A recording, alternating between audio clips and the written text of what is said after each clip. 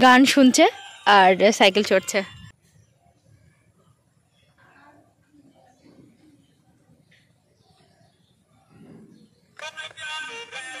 বাহ, কি হয়েছে? মশা কামড়াচ্ছে? মশাগুলো খুব অসুবিধা।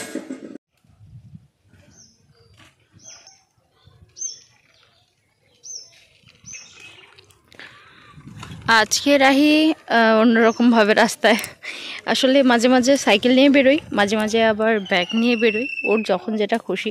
কোনো কোনো সময় আবার কোনো কিছুই নিতে চায় না, জুতোটা পরে বেরোতে চায় আর কি। তো এখন পাপার সঙ্গে ঘুরছে আজকে সাইকেল। মোটামুটি এইটা 2-3 দিন চলবে, ওর যেটা করে 2-3 দিন সেটা ওর মানে চলে আর কি।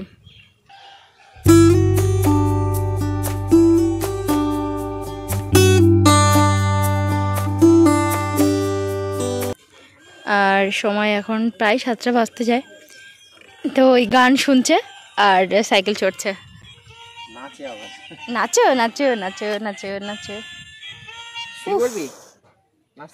শরৎকাল মানেই আকাশে সাদা সাদা তুলোর মতো পেঁজা মেঘ, আর সাথে শিউলি ফুল, কাশফুল, এগুলোর সমাহার। বেশ ভালোই লাগে। আর এই যে দূরের দিকে তাকালে ওরকম হচ্ছে কুয়াশা কুয়াশা। যদিও এখন যত দিন যাচ্ছে তত প্রকৃতির অনেক পরিবর্তন হচ্ছে, সম্পূর্ণ আমাদেরই জন্য, যদিও আমরাই মানে এর জন্য দায়ী। বিশ্ব উষ্ণায়নের জন্যই সমস্ত কিছু পরিবর্তন। এইগুলোই এলেই মনে হয় বেশ পুজো পুজো একটা ভাব। তো এই যে সোনা এখন একটা ফুল দিলে হবে না, আরেকটা ফুল দিতেই হবে। আমাদের যেহেতু এদিকটা খুব নোনা এলাকা, ওই জন্য খুব একটা কাশফুল কোথাও দেখা যায় না।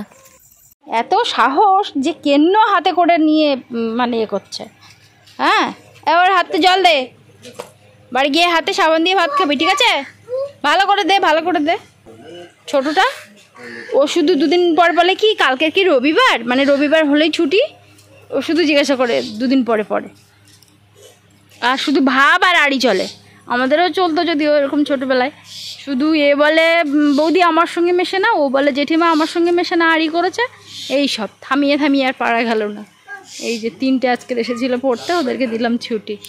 এই সত্যি এই জীবনটা না মানে এত কি বলবো ভালো লাগে সত্যি। এই জীবনটা একটা অন্যরকম জীবন, চিন্তা নেই, ভাবনা নেই, খামখেয়ালি, যেটা খুশি করা যায়। ভীষণ আদর যত্ন, ভীষণ মানে ভালোবাসার মধ্যে থাকা যায়, কোনো দায়িত্ব নেই, কিছু নেই, এই একটা লাইফ। কিন্তু এরা সেটা অনুভব করে না, আমরা যেরকম অনুভব করতে পারিনি। এখন বড় হয়ে আবার এই জীবনটার এটা ভাবি আর কি। রাইট বাবা এখানে অনেকগুলো বাজার করে এনেছে। এই যে একটা নাশপাতি এনেছে, আমার মেয়ে খায় একটু ফল টল। এখানে টাইডের কথা বলতেই মনে পড়লো একটা কথা। আমার মেয়ে পড়ছে, শুনছেন? ঠিক আছে, পড়ো পড়ো পড়ো। ও এখন খালি গায়ে আছে বলে আমি দেখাতে পারছি না। আর এই যে মেয়ের জন্য এনেছে স্যারেলাক। এটা একটু কি দাম নিয়েছে? এটা আবার কত নিয়েছে? 339 টাকা ফেলা তো। ওই স্যারেলাকটা ছিল রাইস, আর এটা হচ্ছে আবার একটু আলাদা, ওই জন্য একটু দাম বেশি নিয়েছে। তো যে কথা বলছিলাম, এই টাইডের কথা বলতেই মনে পড়লো। আমার এক বাচ্চা এসে বলছে, জানো জেঠিমা, স্কুলে না আজকে জিজ্ঞাসা করছিল যে সানলাইট কাকে বলে। তো একজন বাচ্চা নাকি উত্তর দিয়েছে যে সাবান গুঁড়োকে সানলাইট বলে। মানে সানলাইট সাবান গুঁড়ো আছে, তাই সে সোজা মনে উত্তর দিয়েছে যে সাবান গুঁড়োকে সানলাইট বলে। এত হেসেছি যে কি বলবো। এর মধ্যে আছে রসুন, পেঁয়াজ আনুনি? কোথায়? ও ঠিক আছে, আমার মাঝে মাঝে মনে থাকে না। এই যে আদা, রসুন, লেবু। আর এর মধ্যে আছে পাকা কলা, যেটা আমার মেয়ে রোজই খায়। আমার মেয়েটা না আজকাল পড়ে গেছে, ও ছি করেছে, তো আমি ভাবলাম তাহলে একটু মুছে দিই। আর ওর বাবাও তখন এসেছে বাজার করে। আমি বললাম তাহলে তোর বাবার কাছে একটু যা, আমি মুছে দিচ্ছি। অমনি পাটা ফেলেছে আর ও সঙ্গে সঙ্গে চোখের মুহূর্তে পড়েছে। যদিও বিছানায় ছি করেছে, ভেবেছিলাম যে হচ্ছে ও বেরিয়ে যেতে পারবে। এর মধ্যে আছে আবার মৌসুম্বি, লেবু 2টো। এই যে এর মধ্যে আছে কচুমুখি আর কাঁচা লঙ্কা অনেক এনেছো, আবার কাঁচা লঙ্কা আনো কেন তুমি? বাজারে গেলেই রাহিত পাপা আগে কাঁচা লঙ্কা কেনে।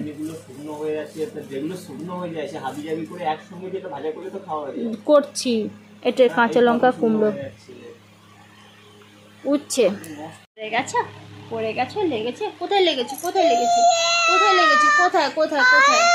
আর এই যে মাংস এনেছে, দেখি আবার রান্নাবান্না শুরু করি। সকাল টাইমটা যেহেতু আমরা বেশিরভাগ টাইমে ছলা খাই অথবা মুড়ি টুড়ি খাই, যে কারণে কিছু ঘুঘু আর কিছু শালিক পাখি আসে আর দুটো কাক আসে। তো কাকগুলো এত মানে গা ঘেঁষে আসে না, কিন্তু দুটো শালিক আর এই ঘুঘুগুলো কিন্তু একদম গা ঘেঁষেই চলে আসে। সোনাও এখন খেতে দিতে শিখেছে, ওকে বললেই এখন মুঠো মুঠো দেয়। আর এই পাখিগুলো কিন্তু খুব একটা ভয় পায় না, কিন্তু সমস্যাটা হচ্ছে আমার মেয়ে খেতে দেয় আর শুধু হাঁক দেয়, তো এই যা এরম করে, তো ওই জন্য আর কি মাঝে মাঝে উড়ে পালিয়ে যায়। কালকে যত সব জামা কাপড় ছিল সেগুলো সব এখন বের করব। একদম সকাল থেকে বের করে দিলে ভালো হতো, কিন্তু মানে সকালের কিছু কাজকর্ম সেরে ব্রাশ করে ফ্রেশ হয়ে সঙ্গে সঙ্গে বাচ্চারা চলে এলো, আর এইগুলো মেলাতে তো অনেকটা টাইম লাগবে, তো ওই জন্য আমি আর এগুলো মেলানোর সময় পাইনি। ওই জন্য বাচ্চাগুলোকে ছুটি দিয়ে এখন এই যে এসেছি মেলাতে। কমফোর্ট দেওয়া থাকলে কিন্তু কাপড় চোপড়ে মানে সে কেমন একটা গন্ধ বেরোয় না, মানে কাচাকুচি করে আর রাত্রিবেলা রেখে দিলে যদি না শুকনো হয়, ওইভাবে একসঙ্গে রেখে দিলে একটা বাজে গন্ধ বেরোয়, কিন্তু কমফোর্ট দিলে দেখি সেটার গন্ধ আর বেরোয় না আর কি। তো এটাই একটা সুবিধা। এর থেকে অনেক জামা কাপড় সোনার ছোট হয়ে গেছে, তবুও কাচলাম একসঙ্গে, এগুলো সব একসঙ্গে একদম প্লাস্টিকের মধ্যে ভাঁজ করে রেখে দেবো। শাশুড়ি মা বললো যে এগুলো যেন অন্য কোনো কিছুতে নষ্ট করো না বা কোথাও যেন হারিয়ে ফেলো না, প্রথম সন্তানের জামা কাপড় গুছিয়ে রাখতে হয়। তো ভাবলাম তাহলে এগুলো একেবারে কাচা ধোয়া করে একেবারে একটা প্লাস্টিকে মুড়ে আর একটা জায়গায় রেখে দেবো, আর যেগুলো মোটামুটি ও এখন পরতে পারবে সেগুলোই বাইরে বের করে রেখে দেবো। থালা বাসন ছিল বেশ অনেকটা, সেগুলো সব এই যে মেজে নিলাম। আমাদের এই খুব সাধারণ গ্রামীণ জীবনযাপন ভিডিও আপনাদের যদি ভালো লেগে থাকে তাহলে অবশ্যই কিন্তু আমার চ্যানেলটিকে সাবস্ক্রাইব করতে ভুলবেন না, অবশ্যই কিন্তু লাইক করবেন। ভীষণ রৌদ্র, বাইরে বেশিক্ষণ থাকাও যাচ্ছে না। তো রাহির পাপা খেয়ে দিয়ে উঠে এই যে বাগানের কাজে লেগেছে, এতগুলো ঘাস তুললো, সেদিনও তুলেছিল কিছুটা, ওইদিকে দেখছি আবার কোদাল দিয়ে চেঁচেছে, আবার এদিকটায় হচ্ছে। ওই নরম তো মাটি, তো ওই জন্য হাত দিয়ে তুলছে আর কি। আর গোড়া থেকে তুললে আবার একটু ঘাসটা আবার নতুন করে কম মানে বেরোয় আর কি। তো যাই হোক, এখন সোনাকে খাওয়াবো। সকালবেলা আমাদের খাওয়া হয়েছে বলতে পান্তা খেয়েছি, ভেবেছিলাম যে পটল টটল কিছু ভাজা করব, ঢ্যাঁড়সও আছে, কিন্তু রাহির বাবা আমার কাজ করতে করতে গিয়ে দেখি মানে অর্ধেকটা খাওয়া হয়েই গেছে, তো ওই জন্য আমি ভাবলাম আর ভাজা করে লাভ নেই, ওই জন্য ওই কাঁচা লঙ্কা দিয়েই পান্তা খাওয়া হয়ে গেছে।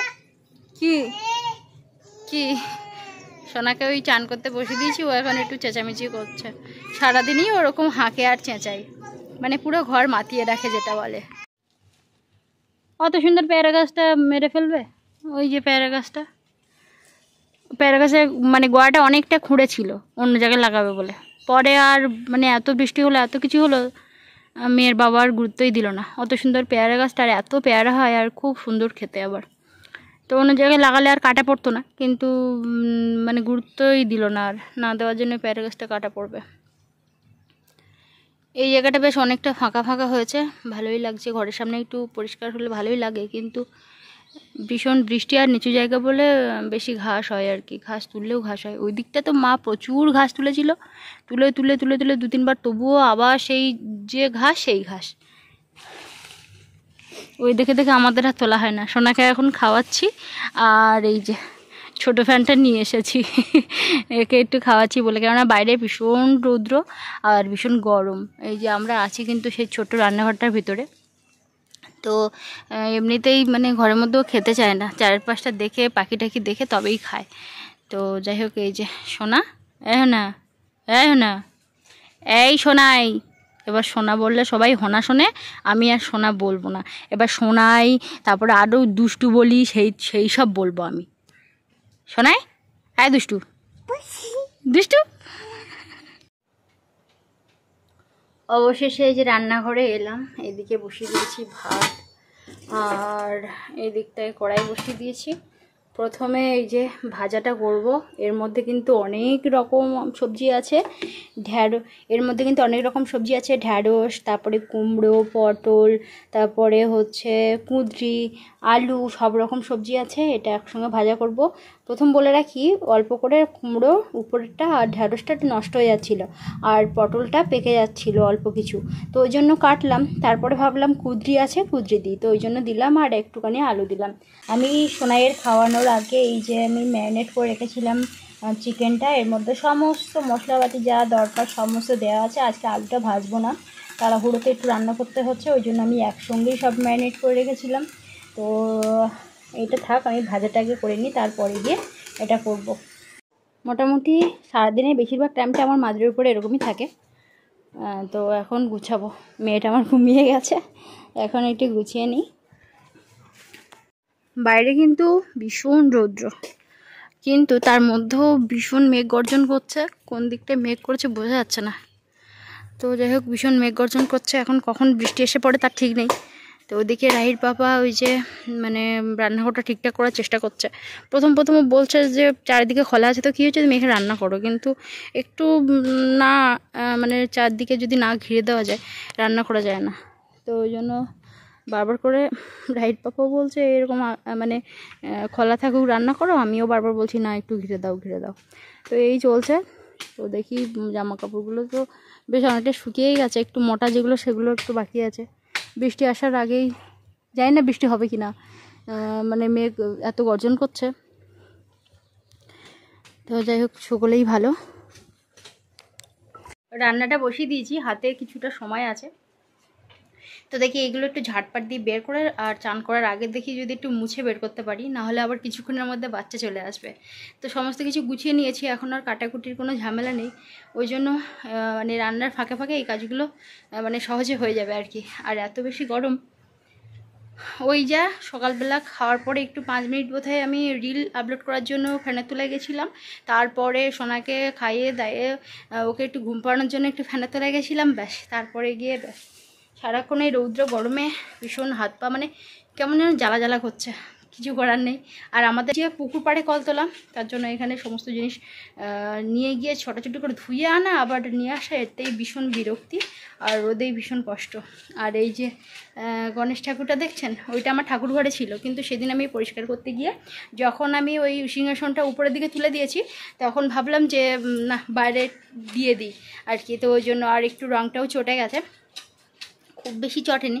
তো ভাবলাম যে বাইরে এই যে দেয়ালেটা দিয়ে দিই, তো ওই জন্য এখানে দিয়েছিলাম। এইটা আমার বিয়েতে যাই না, কেউ উপহার দিয়েছিল, তো সেইখান থেকে আমার ঠাকুর ঘরেই থাকতো। তারপরে এবছর আমি এই যে দেয়ালে দিয়েছি। আজকে সত্যি বলতে একটু লেট হয়েছে, কেননা এই যে মানে মাংসের একটা মশলা রেডি করা না, একটা বেশ খাটনি এবং অনেকটা টাইম যায়।